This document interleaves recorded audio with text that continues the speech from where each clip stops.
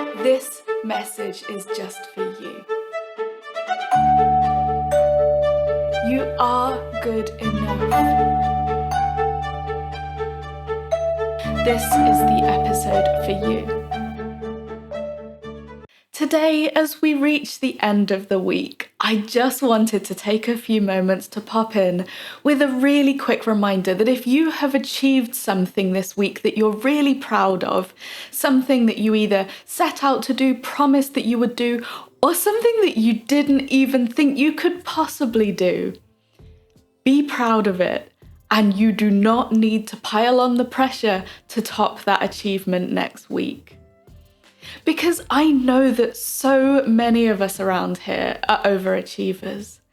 And it's so easy to fall into that trap of hitting a goal, breathing a sigh of relief, and then just immediately moving the goalpost. That for a lot of us, as soon as we've hit that target, it goes from being that shiny, aspirational thing that it was yesterday to a thing we did once, no big deal today. And we forget just how hard we worked and how much we put into making it happen. It just becomes a sort of dry, objective fact about ourselves. And we tend to shift our focus immediately to the next target and then tell ourselves that that one is the one that's going to feel really awesome when we've done it.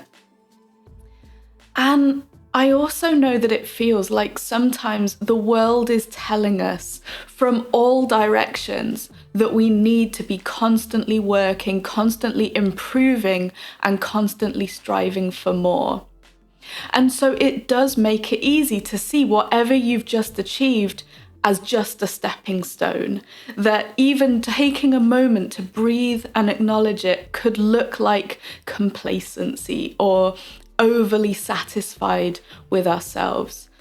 But it's not true. It's a trap, language learners. And yet we tell ourselves over and over again that next time, the next thing, the next step is going to be the one where we've really made the progress.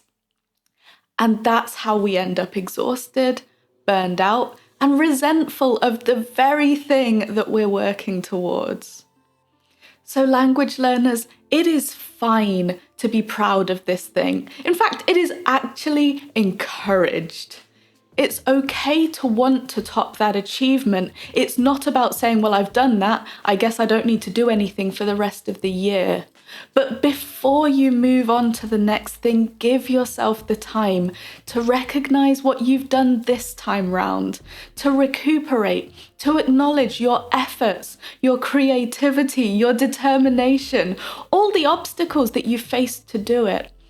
And just give yourself a bit of time where there isn't that pressure to do more, score higher, up the ante.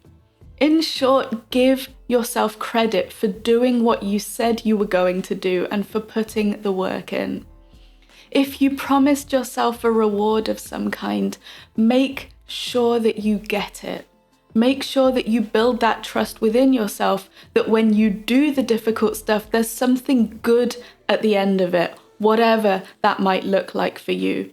And something that's immediate, not just, well, I guess this made it a bit easier for that goal 5 years down the line. No, give yourself something now, because what you did now is good. And what you will do next will also be good. And what you do after that will also be good, but all of them need celebrating. And if you like what I do, if you have any questions, or if you just love to tell me all about your language journey, I have opened the 100 Conversations project. There is a link in the description below where you can book a 30-minute call with me, just so that I can meet you, so you can tell me what language you're working on, how your journey is going, and what carving your own path in your language learning means for you.